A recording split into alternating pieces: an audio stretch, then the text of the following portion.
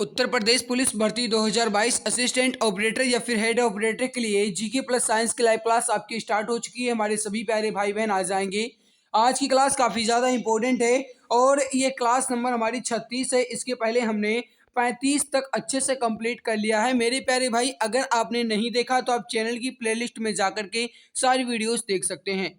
इसके अलावा आप सबको बता दें कि आपकी टॉपिक वाइज क्लासेस भी चल रही हैं। आज जैसे कि आपकी मैथ की क्लास हो गई, कल गाइस आपकी हिंदी की क्लास हुई थी टॉपिक वाइज। एक एक करके आपकी टॉपिक वाइज क्लास भी कवर हो रही है। लेकिन मैं आप सबको बता दूं कि जो कुछ भी आपकी क्लासेस चल रही हैं टॉपिक वाइज, उसके सारे के सारे नोट्स आपके बने होने चाहिए। मैं आपसे एक दिन नोट्स भी मांगूंगा। इसके अलावा मैं आप सबको बता दूं कि अगर आप इस चैनल के साथ जुड़े हैं तो दुनिया की ऐसी कोई ताकत नहीं है जो आपका सिलेक्शन होने से रोक सके। मेरे भाई, मैं आपके लिए जी जान लगा रहा हूं ताकि आप सबके सपने पूरे हो जाएं और मुझे पूरा विश्वास है कि आप सबको वर्दी जरूर मिल जाएगी। आइए इसी आशा के साथ बढ़ते हैं क्लास की तरफ। लेकिन उससे पहले देख लो कि जिंदगी एक अभिलाषा है, अजब इसकी परिभाषा है। जिंदगी क्या है मत पूछो, संवर गई तो जन्नत और बिखर गई तो बस एक तमाशा है। बस आप समझ गए होंगे, बताने की जरूरत नहीं है कि अगर आप अपनी जिंदगी बनाना चाहते हैं तो इसके लिए मेहनत करना होगा।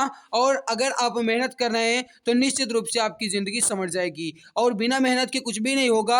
अगर आप इधर उधर घूमते रह जाएंगे, कुछ भी करने की सोचेंगे नहीं, तो जिंदगी तमाशा हो जाएगी। आपकी जिंदगी कुछ भी मतलब की नहीं रह जाएगी। ठीक है, तो ये वीडियो आपके लिए इंपॉर्टेंट है और इस मोटिवेशन लाइन को आप समझ गए होंगे। बताने की जरूरत नहीं है क्योंकि आपके अंदर इतनी सोचने की क्षमता है। बढ़ते हैं पहले क्वेश्चन की तरफ। पहला क्वेश्चन आपके सामने कि भारत के किस राज्य में विश्व का सबसे बड़ा थोरियम का भंडार मौजूद है। आपका क्वेश्चन यह जो है यह काफ़ी ज़्यादा इंपॉर्टेंट है। इसके अलावा आपको बता दें कि आज के क्वेश्चन थोड़े टफ ज़रूर हैं लेकिन इंपॉर्टेंट बहुत हैं। मैंने देखा है कि कल की क्लास में बच्चे कह रहे थे कि इतिहास का कि मेरे को इतिहास नहीं आता है, कुछ तो कह रहे थे कि इतिहास ले डूबेगी। नहीं मेरे भाई, कोई जो क्वेश्चन का लेवल है ना वो थोड़ा टफ ज़रूर था, लेकिन ये इसका मतलब ये नहीं है कि वो क्वेश्चन आपके एग्जाम में नहीं आएगा। नहीं, ऐसा बिल्कुल भी नहीं है। ठीक है, तो याद रखना आज के क्वेश्चन थोड़े टफ जरूर हैं लेकिन जितना कहा जाए उससे भी कहीं ज़्यादा अधिक इम्पोर्टेंट है। तो विश्व में जो थोरियम का भंडार है वो कहाँ मौजूद है, तो अपने भारत के केरल में है। कहाँ है? भारत के केरल में। तो जो भी हमारे प्यारे भाई बहन बता रहे हैं कि भारत के केरल में, बिल्कुल सही आंसर हो जाएगा। यही सही आंसर क्या होगा आपका? ऑप्शन नंबर ए बिल्कुल करेक्ट आंसर हो जाएगा। अगला क्वेश्चन आपके सामने कि पश्चिम बंगाल की सीमाएं कितने देशों के साथ लगती हैं। क्वेश्चन आपका इंपॉर्टेंट है, फटाफट आंसर देंगे। पश्चिम बंगाल की सीमाएं कितने देशों के साथ लगती हैं? तो देखो, जो भी हमारे प्यारे भाई बहन बता रहे हैं कि पश्चिम बंगाल की सीमाएं 3 देशों के साथ लगती हैं और वो 3 देश कौन कौन से हैं, याद रखना मेरे प्यारे भाई। 3 देश कौन कौन से हैं? बांग्लादेश, इसके अलावा याद रखना दूसरा है नेपाल और तीसरा क्या है? भूटान। तो नेपाल, भूटान और बांग्लादेश, इन तीनों देशों के साथ पश्चिम बंगाल की सीमाएं लगती हैं। कहने का मतलब है मेरे प्यारे भाई, 3 देशों के साथ लगती हैं। ऑप्शन नंबर सी आपका बिल्कुल करेक्ट आंसर हो जाएगा। पश्चिम बंगाल की सीमाएं 3 देशों के साथ लगती हैं। अगला क्वेश्चन आपके सामने है कि कौन सा राजस्थान का मरुस्थलीय जिला नहीं है। क्वेश्चन इंपॉर्टेंट है। इसका मतलब ये गाइस राजस्थान है तो इसका मतलब ये नहीं कि आपके एग्जाम में नहीं आएगा, क्योंकि कहा क्या गया कि कौन सा राजस्थान का मरुस्थलीय जिला नहीं है। इंपॉर्टेंट क्वेश्चन है, हमारे सभी प्यारे भाई बताएंगे राइट आंसर क्या होगा। क्वेश्चन नंबर 3, जो भी प्यारे भाई बहन बता रहे हैं कि कोटा, बिल्कुल सही आंसर होगा मेरे प्यारे भाई। कोटा कोई मरुस्थलीय जिला नहीं है। सही आंसर क्या हो जाएगा आपका? Option number A. अगला क्वेश्चन आपके सामने है कि किस राज्य में सबरीमाला स्थित है। क्वेश्चन आपका इंपॉर्टेंट है, हमारे सभी प्यारे भाई बताएंगे राइट आंसर क्या होगा। किस राज्य में सबरीमाला स्थित है? फटाफट आंसर देंगे, राइट आंसर क्या होगा।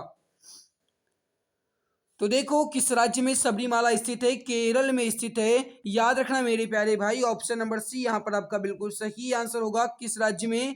केरल में सबरीमाला स्थित है। अगला क्वेश्चन आपके सामने कि भारत में किस राज्य की सबसे लंबी तट रेखा है। क्वेश्चन आपका इंपॉर्टेंट है, फटाफट आंसर देंगे। क्वेश्चन नंबर 5 का राइट आंसर क्या होगा? फटाफट आंसर दीजिए। बताएंगे इसका सही आंसर क्या होगा कि भारत में किस राज्य की सबसे लंबी तट रेखा है। तो देखो, अगर आपसे पूछा जाता है कि सबसे लंबी तटरेखा किस राज्य की है, तो याद रखना मेरे प्यारे भाई, गुजरात। गुजरात की जो तटरेखा है वो क्या है, सबसे लंबी है। ठीक है, तो करेक्ट आंसर क्या हो जाएगा आपका, ऑप्शन नंबर डी। तो जो भी हमारे प्यारे भाई बहन ऑप्शन डी बता रहे हैं बिल्कुल सही होगा। अगला आपके सामने कि भारत में जैव विविधता की दृष्टि से धनी देश कौन सा है। क्वेश्चन आपका इंपॉर्टेंट है, हमारे सभी प्यारे भाई बताएंगे राइट आंसर क्या होगा। भारत में जैव विविधता की दृष्टि से धनी स्थान कौन सा है। तो देखो, जो भी हमारे प्यारे भाई बहन यहाँ पर बता रहे हैं कि पश्चिमी घाट जो है ये जैव विविधता की दृष्टि से धनी स्थान है, तो बिल्कुल सही आंसर होगा। तो हमारे जो भी प्यारे भाई बहन बता रहे हैं ऑप्शन नंबर ए बिल्कुल सही आंसर होगा। देखो, जो क्वेश्चन आप नहीं जानते हैं उसका आप स्क्रीनशॉट जरूर ले लिया करें। ठीक है, अगला आपके सामने कि भारत का कौन सा राज्य तीन और बांग्लादेश से घिरा हुआ है।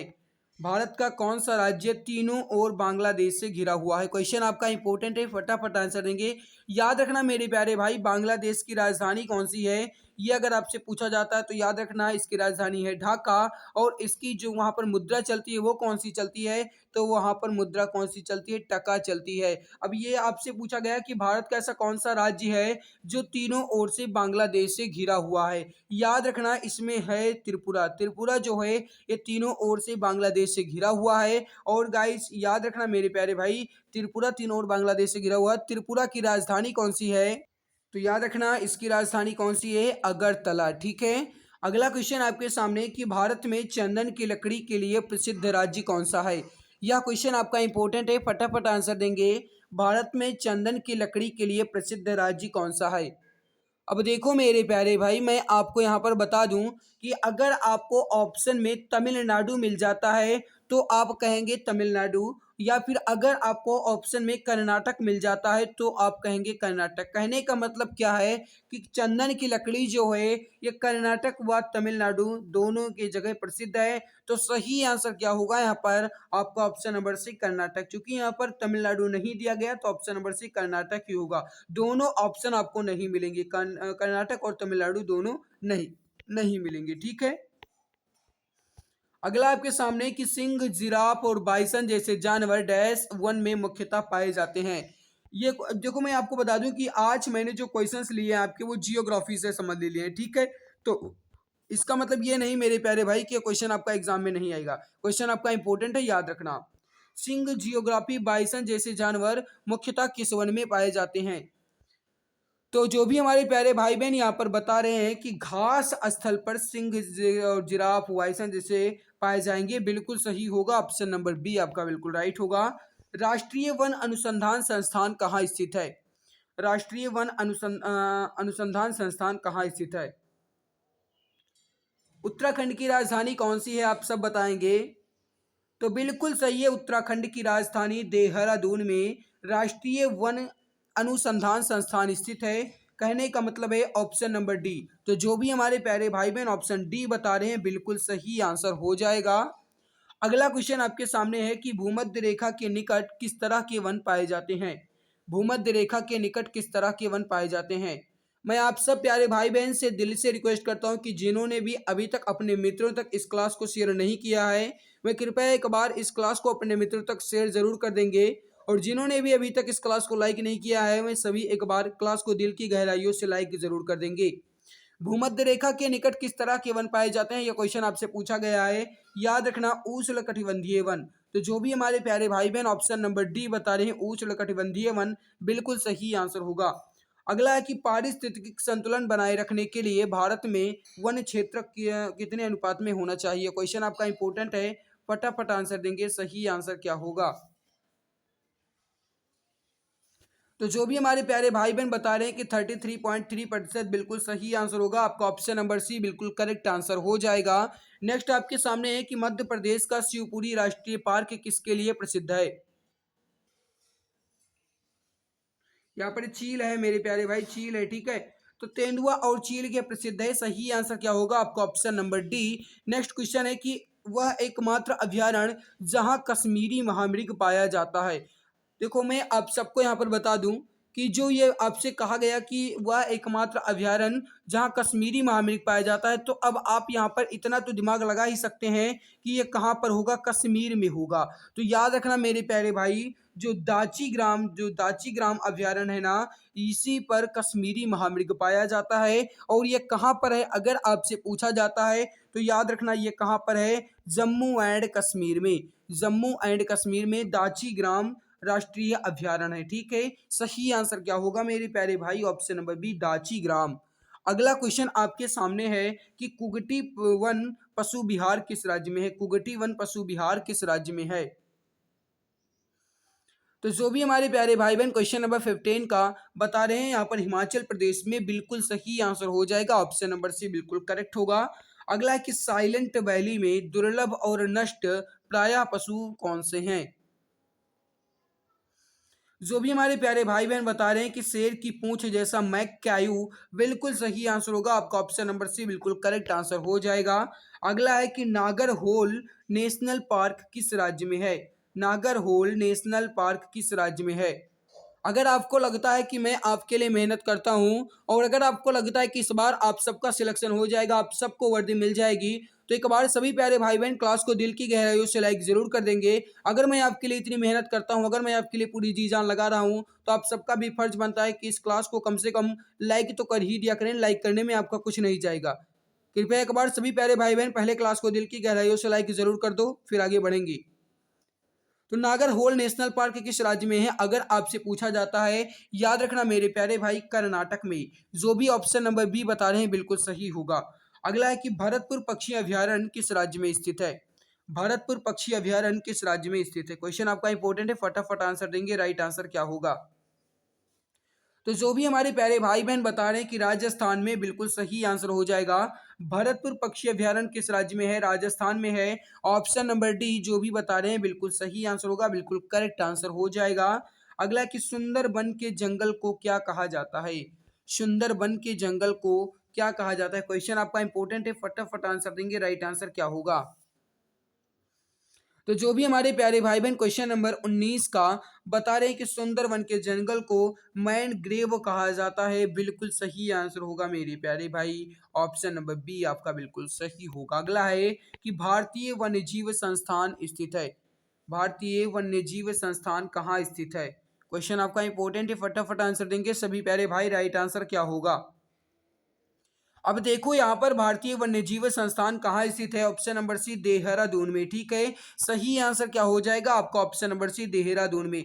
निश्चिंत रहिए भाई, आपको वर्दी जरूर मिलेगी, लेकिन आपके अंदर हौसला होना चाहिए, आपके अंदर जज्बा होना चाहिए। और अगर आप इस जज्बे और अपने इस हौसले को लगातार गाइस कंटिन्यूअसली एनर्जी देते रहेंगे तो निश्चित रूप से आप सबको वर्दी मिल जाएगी। मैं दावे के साथ कह सकता हूँ कि आप सबको वर्दी दिलाकर ही रहूंगा, लेकिन मेहनत करना पड़ेगा, दिन रात एक करना पड़ेगा, क्योंकि आज के इस युग में कंपटीशन काफी ज्यादा हो चुका है मेरे प्यारे भाई। तो अब आप यहाँ पर देख लो, असिस्टेंट ऑपरेटर में ही अगर बात की जाए तो गाइस इसमें लगभग 2-2.5 लाख से अधिक फॉर्म पड़ेंगे। ठीक है, कितने पड़ेंगे वो मैं आपको बता दूंगा, 28 फरवरी तक आपकी डेट ही है, उसके बाद में बताऊंगा मार्च तक। लेकिन याद रखना फॉर्म की संख्या अधिक होगी तो इसमें कंपटीशन भी अधिक होगा। पीसीएम वाले बच्चे आएंगे तो इसमें कंपटीशन जरूर अधिक होगा। तो याद रखना मेहनत आपको करना पड़ेगा। ठीक है, अगला आपके सामने कि स्वच्छ जल समुदाय में लैंटिक आवास का उदाहरण, तालाब और दलदल, झरना नदी, तालाब नदी या फिर कोई नहीं। जो भी हमारे प्यारे भाई बहन यहाँ पर बता रहे हैं कि तालाब और दलदल स्वच्छ जल समुदाय में लैंटिक आवास का उदाहरण है, बिल्कुल सही आंसर होगा, ए आंसर आपका बिल्कुल करेक्ट होगा।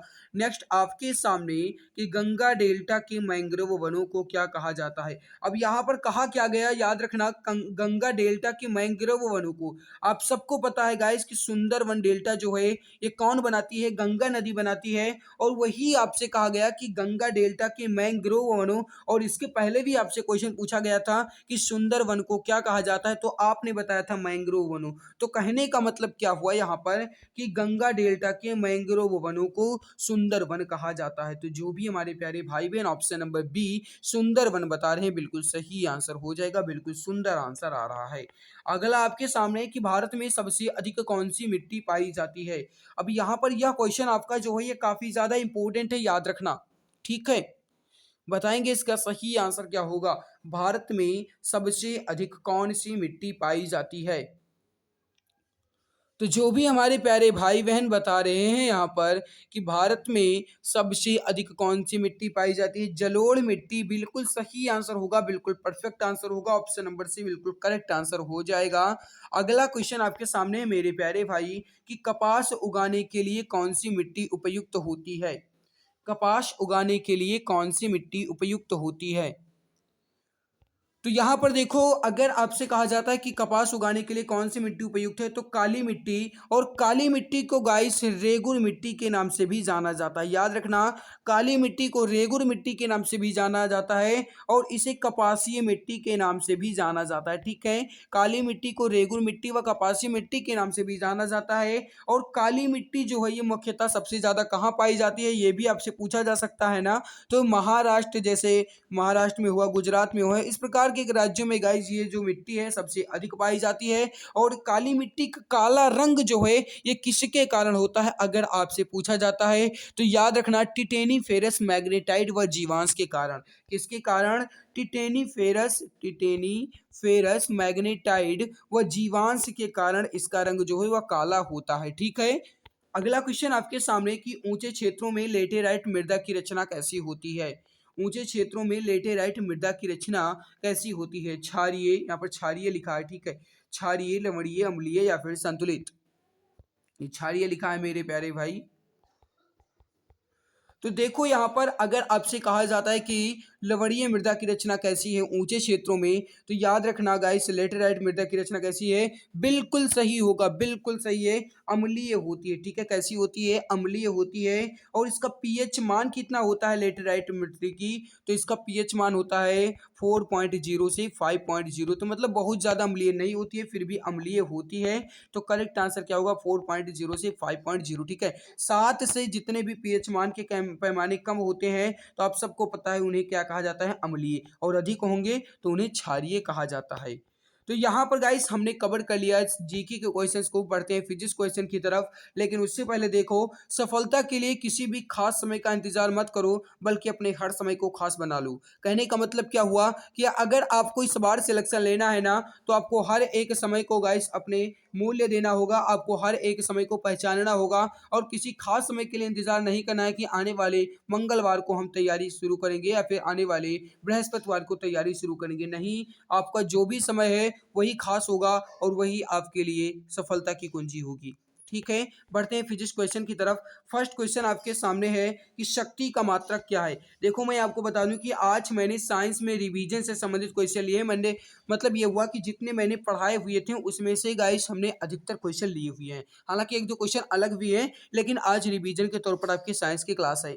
शक्ति का मात्रक क्या है, यह क्वेश्चन आपसे पूछा गया है। जो भी प्यारे भाई बहन बता रहे हैं यहाँ पर कि शक्ति का मात्रक वॉट है, बिल्कुल सही आंसर होगा। ठीक है, याद रखना यहाँ पर सही आंसर क्या होगा, वॉट। और वाट को क्या कहा जाता है, याद रखना जूल प्रति सेकंड भी आपको ऑप्शन में मिल सकता है। तो शक्ति का मात्रक जूल प्रति सेकंड, क्योंकि आप सबको पता है कि शक्ति बराबर क्या होता है, यहाँ पर लिख दे रहा हूं, शक्ति बराबर क्या होता है, कार्य बटे समय, यानी कि कार्य करने की क्षमता, कार्य करने की दर को ही क्या कहा जाता है, शक्ति। तो वॉट इसका मात्रक हो जाएगा या फिर जूल प्रति सेकंड। अगला आपके सामने है कि प्रकाश वर्ष इकाई है। अब क्वेश्चन आपसे क्या कहा गया कि प्रकाश वर्ष जो है किसकी इकाई है। क्वेश्चन आपका इंपॉर्टेंट है, दूरी, समय, आयु या फिर प्रकाश की तीव्रता की। सूर्य द्वारा एक वर्ष में तय की गई दूरी को ही प्रकाश वर्ष कहा जाता है। कहने का मतलब है प्रकाश वर्ष जो है यह दूरी की इकाई है। सही आंसर क्या होगा आपका, ऑप्शन नंबर ए बिल्कुल सही आंसर हो जाएगा। अगला क्वेश्चन आपके सामने की एंगस्ट्रॉम इकाई है। एंगस्ट्रॉम किसकी इकाई है, क्वेश्चन आपका इंपॉर्टेंट है, फटाफट आंसर देंगे। राइट आंसर क्या होगा, जो भी हमारे प्यारे भाई बहन बता रहे हैं कि तरंग दैर्ध्य की, बिल्कुल सही आंसर होगा मेरे प्यारे भाई, ऑप्शन नंबर ए आपका बिल्कुल करेक्ट आंसर हो जाएगा। तरंग दैर्ध्य की, एंगस्ट्रॉम किसकी इकाई है, तरंग दैर्ध्य की, ए आंसर आपका बिल्कुल करेक्ट आंसर हो जाएगा। अगला आपके सामने है मेरे प्यारे भाई, यहाँ पर थोड़ा आप अब बताओ यहाँ पर कि निम्नलिखित में से कौन सुमेलित नहीं है, फिर कोई सुमेलित नहीं है। नॉट जहाज के चाल की माप है, बिल्कुल सही है। नॉटिकल मील जो है ये संचालन में प्रयुक्त दूरी की इकाई है, नौ संचालन में प्रयुक्त, बिल्कुल ये भी सही है। समुद्र में प्रयोग की जाती है। मैक जो है ये उच्च वेग, बिल्कुल ये भी सही है। बट यहाँ पर कैलोरी और सामर्थ्य का कुछ भी मतलब नहीं दिख रहा है, क्योंकि आप सबको पता है कि कैलोरी जो होती है ये खाद्य ऊर्जा की इकाई होती है, जबकि सामर्थ्य का मात्रक के सामर्थ्य जो है ये शक्ति का होता है। तो कहने का मतलब क्या हुआ, यहाँ पर कैलोरी और सामर्थ्य का कुछ भी रिलेशन नहीं दिख रहा है। तो सही आंसर क्या होगा मेरे प्यारे भाई, ऑप्शन नंबर डी कैलोरी और सामर्थ्य यहाँ पर बिल्कुल आपका इनकरेक्ट होगा, मतलब यही आपका करेक्ट हो जाएगा। तो जो भी हमारे प्यारे भाई बहन यहाँ पर ऑप्शन डी बता रहे हैं बिल्कुल सही आंसर होगा। अगला क्वेश्चन आपके सामने है, ये आपको बताना है, ये भी आपका उसी प्रकार है कि निम्नलिखित में से कौन सा एक सुमेलित नहीं है। क्वेश्चन आपका इंपॉर्टेंट है, फटाफट आंसर देंगे। राइट आंसर क्या होगा, थोड़ा समय ले लीजिए और आंसर दीजिए। तो अब देखो मेरे प्यारे भाई, कौन सा एक सुमेलित नहीं है। याद रखना, डेसिबल ध्वनि की प्रबलता की इकाई है। ये तो बात बिल्कुल सही लिखी गई, क्योंकि गाइस जो ध्वनि की प्रबलता की इकाई क्या होती है, डेसिबल होती है, आप सबको पता है। अश्वशक्ति शक्ति की इकाई है, ये भी पता है। ठीक है, एक वाट में 700, जो गाइस एक हॉर्स पावर होती है उसमें 746 वाट होते हैं। समुद्री मील नौसंचालन की दूरी में इकाई है, ये भी सही है। बट यहाँ पर सेल्सियस और ऊष्मा की इकाई तो गलत दे दी गई ना, बिल्कुल। सेल्सियस जो है गाइस ये तापमान का होता है, बल्कि ऊष्मा का क्या होता है, जूल। तो करेक्ट यहाँ पर क्या होगा आपका, ऑप्शन नंबर डी, सेल्सियस और ऊष्मा का कुछ भी रिलेशन नहीं है। ऑप्शन डी आपका बिल्कुल सही आंसर होगा मेरे प्यारे भाई। अगला आपके सामने है कि डॉप्सन इकाई का प्रयोग किया जाता है किसमें। पृथ्वी की मोटाई मापने में, हीरे की मोटाई मापने में, ओजोन परत की मोटाई मापने में, या फिर सौर के मापन में। डाप्सन इकाई का प्रयोग किसमें किया जाता है, ओजोन परत की मोटाई मापने में या फिर ओजोन परत के घनत्व मापने में। याद रखना, डाप्सन इकाई का प्रयोग ओजोन परत की मोटाई मापने में प्रयोग किया जाएगा। जो भी हमारे प्यारे भाई बहन ऑप्शन सी बता रहे हैं बिल्कुल सही आंसर हो जाएगा। अगला आपके सामने है मेरे प्यारे भाई, इसका आंसर आपको बताना है कि सोनार निम्नलिखित में से किसके द्वारा प्रयोग किया जाता है। देखो मैं आप सबको यहाँ पर बता दूं, इस क्लास की पीडीएफ आपको हमारे टेलीग्राम चैनल पर मिल जाएगी, आप निश्चिंत रहिए, ठीक है। सोनार निम्नलिखित में से किसके द्वारा प्रयोग किया जाता है। जो भी हमारे प्यारे भाई बहन क्वेश्चन नंबर 7 का बताने कि नौसंचालकों के द्वारा सोनार का प्रयोग किया जाता है, बिल्कुल सही आंसर होगा मेरे प्यारे भाई, ऑप्शन नंबर सी जो है ये आपका बिल्कुल सही आंसर हो जाएगा। सी आंसर आपका बिल्कुल करेक्ट आंसर हो जाएगा। अगला है कि वायु की गति निम्नलिखित में से किसके द्वारा मापी जाती है। वायु की गति निम्नलिखित में से किसके द्वारा मापी जाती है। अगर आपने अभी तक इस क्लास को लाइक नहीं किया है तो मैं आप सब प्यारे भाई बहन से दिल की गहराइयों से एक बार रिक्वेस्ट करता हूँ, एक बार सभी प्यारे भाई बहन पहले अपने दिल से एक बार इस क्लास को लाइक जरूर कर देंगे, अगर उनको लगता है कि मैं उनके लिए मेहनत करता हूँ। अगर आपको नहीं लगता है ना, अगर आपको ये क्लास अच्छी नहीं लगती है तो मत करो, कोई जबरदस्ती नहीं है। लेकिन लगता है कि अगर अच्छी लगती है, अगर आपको लगता है कि इस बार आपका सिलेक्शन हो जाएगा, तो आप क्लास को लाइक जरूर कर दो। वायु की गति निम्नलिखित में से किसके द्वारा मापी जाती है। अब यहाँ पर कहा क्या गया मेरे प्यारे भाई, गति। जो भी बता रहे हैं ऑप्शन ए वो गलत हो जाएंगे, क्योंकि बैरोमीटर के द्वारा वायु के दाब, या फिर जो गाइस वायु का दाब मापी यंत्र है वह बैरोमीटर है, या फिर वायु का दाब जो है बैरोमीटर के द्वारा मापा जाता है। तो यहाँ पर दाब तो पूछा नहीं गया है ना, वायु की गति पूछा गया है। तो एनीमोमीटर, वायु की गति या फिर वायु का वेग जो है वो एनीमोमीटर के द्वारा मापा जाता है, और इस एनीमोमीटर को पवन वेग मापी भी कहा जाता है। इस एनीमोमीटर को पवन वेग मापी भी कहा जाता है। और यहाँ पर जो हाइड्रोमीटर दिया गया है ना, हाइड्रोमीटर, याद रखना, इस हाइड्रोमीटर के द्वारा द्रव के घनत्व की माप की जाती है, द्रव के घनत्व की माप की जाती है। और यहाँ पर जो विंड वेन दिया गया है मेरे प्यारे भाई, विंड वेन, ये याद रखना, विंड वेन के द्वारा हवा के प्रवाह की दिशा ज्ञात की जाती है। तो बैरोमीटर के द्वारा वायु का दाब, एनीमोमीटर के द्वारा वायु की गति, हाइड्रोमीटर के द्वारा द्रव का घनत्व, और विंड वेन के द्वारा हवा के प्रवाह की दिशा। अगला आपके सामने है कि दूध का अपेक्षित घनत्व ज्ञात किया जा सकता है किसके द्वारा। दूध का अपेक्षित घनत्व किसके द्वारा ज्ञात किया जा सकता है। तो देखो यहाँ पर आपसे कहा क्या गया कि दूध का अपेक्षित घनत्व किसके द्वारा ज्ञात किया जा सकता है। यहाँ पर लैक्टोमीटर लिखा है, ठीक है, लैक्टोमीटर। तो बिल्कुल सही, लैक्टोमीटर के द्वारा ही ज्ञात किया जा सकता है। ऑप्शन नंबर सी आपका बिल्कुल सही आंसर होगा मेरे प्यारे भाई। अगला आपके सामने है कि वायुमंडल में सापेक्ष आर्द्रता मापी जाती है किसके द्वारा। वायुमंडल में सापेक्ष आर्द्रता किसके द्वारा मापी जाती है। आपने अभी बताया हाइड्रोमीटर के द्वारा क्या मापा जाता है, द्रव का घनत्व, तो ये तो गलत होगा। लेकिन वायुमंडल में सापेक्ष आर्द्रता किसके द्वारा मापी जाती है? अगर आपसे कहा जाता है तो हाइग्रोमीटर, ठीक है, हाइड्रो नहीं बल्कि हाइग्रो होगा, हाइग्रो। हाइग्रोमीटर के द्वारा वायुमंडल में सापेक्ष आर्द्रता मापी जाती है। ऑप्शन नंबर बी आपका बिल्कुल परफेक्ट आंसर हो जाएगा। अगला क्वेश्चन आपके सामने है मेरे प्यारे भाई कि वॉशिंग मशीन का कार्य सिद्धांत क्या है? वॉशिंग मशीन का कार्य सिद्धांत क्या है? इसके साथ साथ आप ये भी बताएंगे कि दूध से या फिर दही से मक्खन निकालने के लिए जो गाइस कार्य सिद्धांत है वह क्या है? तो देखो यहाँ पर आपसे कहा क्या गया, वॉशिंग मशीन से जो गाइस मशीन कपड़ा धुलती है वह जो है वह अपकेंद्रीकरण के सिद्धांत पर कार्य करती है, और यही अपकेंद्रीकरण ही है जो दूध से मक्खन निकलवाता है। सही आंसर क्या होगा मेरे प्यारे भाई? ऑप्शन नंबर बी आपका बिल्कुल परफेक्ट होगा। अगला आपके सामने है, इसका आंसर आपको बताना है कि वायु शक्ति में ऊर्जा का कौन सा रूप इलेक्ट्रिकल एनर्जी में परिवर्तित होता है? अब यहाँ पर देखो कहा क्या गया कि वायु शक्ति में ऊर्जा का कौन सा रूप इलेक्ट्रिकल एनर्जी में परिवर्तित होता है? तो देखो यहाँ पर गाइस जो विंड पावर की गतिज ऊर्जा है ना वह यांत्रिक ऊर्जा में परिवर्तित होती है। मैंने क्या कहा? जो विंड पावर की गतिज ऊर्जा है वह यांत्रिक ऊर्जा में परिवर्तित होती है, यानी इलेक्ट्रिकल एनर्जी में प्रयुक्त होती है। तो कहने का मतलब क्या है यहाँ पर आपका? ऑप्शन नंबर ए यांत्रिक ऊर्जा। तो जो भी हमारे सॉरी यहाँ पर गतिज ऊर्जा है ना, तो इलेक्ट्रिकल एनर्जी जो है वह मैंने आपसे अभी बताया कि गतिज ऊर्जा जो है वह यांत्रिक ऊर्जा में परिवर्तित होती है। तो सही आंसर क्या होगा? गतिज ऊर्जा। जो भी प्यारे भाई बहन काइनेटिक एनर्जी बता रहे हैं, गतिज ऊर्जा बता रहे हैं, बिल्कुल सही आंसर होगा आपका ऑप्शन नंबर सी बिल्कुल परफेक्ट आंसर हो जाएगा। ठीक है, सी आंसर आपका बिल्कुल राइट होगा। अगला आपके सामने है यहाँ पर कि किसी वस्तु का भार अब कैसा होगा, ये क्वेश्चन आपसे पूछा गया है। किसी वस्तु का भार ध्रुवों पर सबसे कम होगा या फिर ध्रुवों पर सबसे अधिक होगा, या फिर विषुवत पर सबसे अधिक होगा, या फिर सर्वत्र समान होगा? अब देखो मेरे प्यारे भाई क्वेश्चन नंबर 15 का जो भी प्यारे भाई बहन बता रहे हैं कि ध्रुवों पर सबसे अधिक होगा, बिल्कुल सही है। और इसके अलावा आप ये भी याद रखना कि भूमध्य रेखा पर सबसे कम होता है। किसी वस्तु का भार ध्रुवों पर सबसे अधिक होगा, यानी पिंड का भार जो है वो ध्रुव पर सबसे अधिक होगा, और जबकि भूमध्य रेखा पर सबसे कम होता है गुरुत्वीय त्वरण के कारण, आपको पता होगा। ठीक है, अगला आपके सामने कि पेंडुलम की गति तीव्र गति से चल सकती है कब? शीतकाल में, दोपहर के समय में, या फिर ग्रीष्म काल में, या फिर इनमें से कोई नहीं? तो देखो यहाँ पर आवर्त पथ व आवर्त काल घट जाता है कब? शीतकाल में। आवर्त पथ व आवर्त काल जो है वह घट जाता है शीतकाल में। तो याद रखना मेरे प्यारे भाई, सही आंसर क्या होगा? शीतकाल में इसकी गति जो है वह अधिक हो जाती है। ठीक है, और आवर्त पथ व आवर्त काल बढ़ जाएगा। ग्रीष्म काल में तो इसकी धीमी हो जाएगी। तो करेक्ट आंसर क्या होगा आपका? Option number A. जो भी प्यारे भाई बहन ऑप्शन ए बता रहे हैं बिल्कुल सही आंसर होगा, बिल्कुल परफेक्ट आंसर हो जाएगा।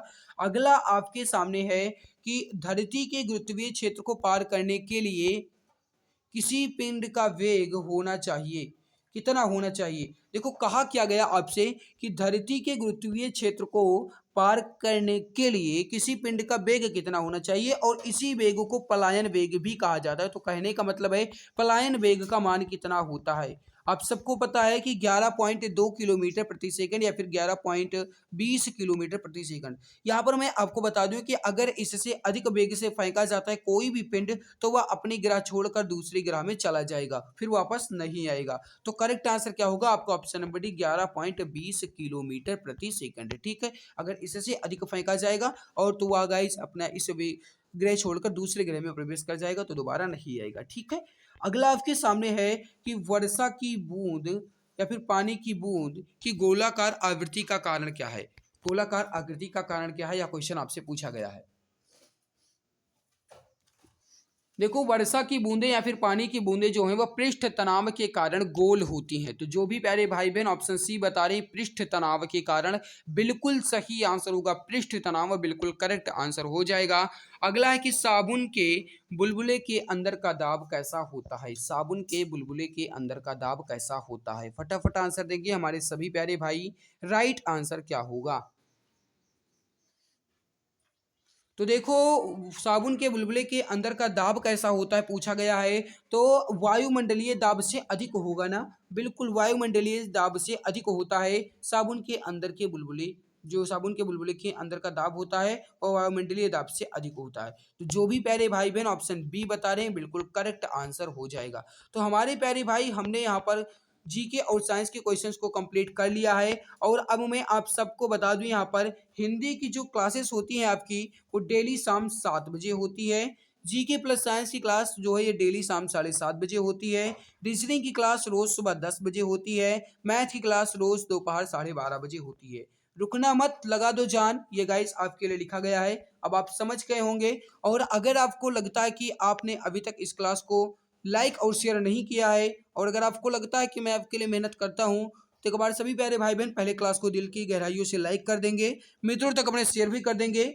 और ये जो गाइस क्लास है आपकी, इस क्लास की पीडीएफ आपको हमारे टेलीग्राम चैनल पर मिल जाएगी। आप टेलीग्राम या फिर व्हाट्सएप ग्रुप दोनों पर मिलेगी, आप जाकर के देख सकते हैं, विथ आंसर के साथ दी जाती है। ठीक है, तो आज की क्लास आप सभी को कैसी लगी, आज की हमारी मेहनत आप सभी को कैसी लगी, वीडियो के नीचे कमेंट सेक्शन में कमेंट करके जरूर बताइएगा कि हमने आपके लिए जो मेहनत की है ये हमारी मेहनत आपको कैसी लगी। तो आज की इस महत्वपूर्ण क्लास में बस इतना ही। मिलते हैं दूसरी नई क्लास में। आप सब पढ़ते रहिएगा गाइस, क्योंकि इस बार आप सबको वर्दी लेना है, अपने सपने को पूरा करना है। मिलते हैं दूसरी नई क्लास में मेरे प्यारे भाई, तब तक के लिए बहुत बहुत धन्यवाद।